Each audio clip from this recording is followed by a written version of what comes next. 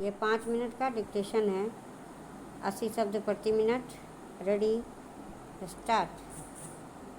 यदि एक ऐसे व्यक्ति का नाम पूछा जाए जिसने हॉकी के खेल में अपने करिश्माई प्रदर्शन से पूरी दुनिया को अचंभित कर खेलों के इतिहास में अपना नाम स्वर्णाक्षरों में अंकित करवा लिया हो, तो जवाब के रूप में केवल एक नाम मेजर ध्यानचंद ही होगा। हॉकी के मैदान पर जब वे खेलने उतरते थे तब एक ऐसा मायावी इंद्रजाल बुनते थे कि विरोधी टीम की हार सुनिश्चित लगने लगती थी।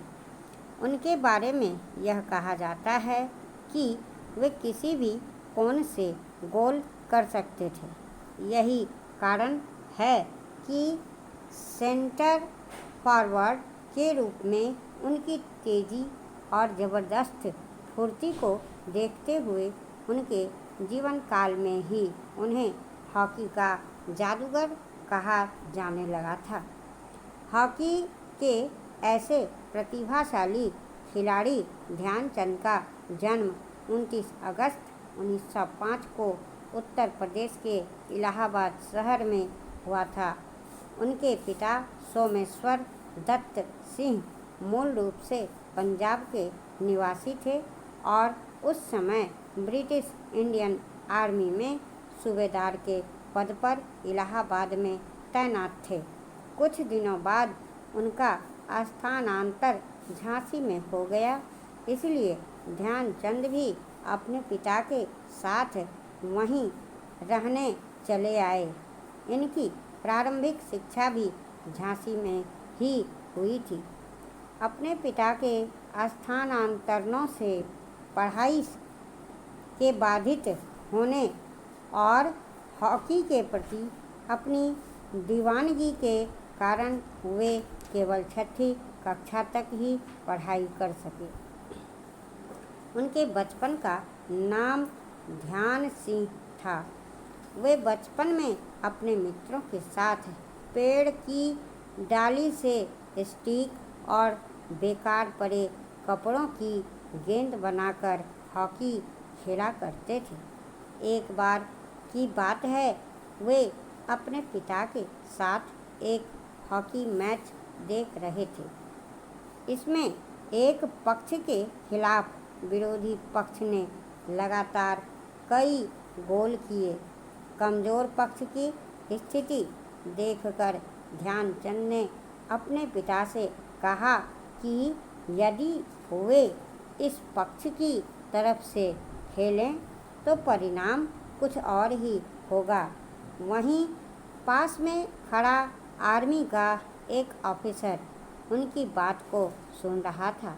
उसने ध्यानचंद को कमज़ोर पक्ष की ओर से खेलने दिया और थोड़ी ही देर में विरोधी टीम के खिलाफ लगातार 4 गोल कर उन्होंने अपनी अद्भुत प्रतिभा का परिचय दे दिया।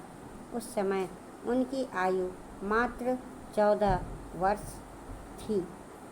उनकी प्रतिभा से प्रभावित होकर कुछ समय बाद आर्मी के उस ऑफिसर ने उन्हें मात्र 16 वर्ष की आयु में इंडियन आर्मी में भर्ती कर लिया। इसके बाद हॉकी से उनका साथ किसी न किसी रूप में जीवन पर्यंत रहा। आर्मी में शामिल होने के बाद उनके ब्राह्मण रेजिमेंट के कोच भोले तिवारी इनके पहले कोच बने। कहा जाता है कि आर्मी में सिपाही के तौर पर कार्य करने के कारण उनके पास हॉकी खेलने के लिए वक्त नहीं होता था। इसलिए रात को जब उनके सभी साथी बैरक में सो जाते थे तब ध्यानचंद चांद की रोशनी में हॉकी की प्रैक्टिस किया करते थे। इससे हॉकी के प्रति उनकी दीवानगी का पता चलता है। आर्मी में शामिल होने के साथ ही उनके हॉकी खिलाड़ी के रूप में करियर की शुरुआत तब हुई जब 21 वर्ष की आयु में वर्ष 1926 में उन्हें न्यूजीलैंड जाने वाली भारतीय टीम में चुन लिया गया। इस दौरे में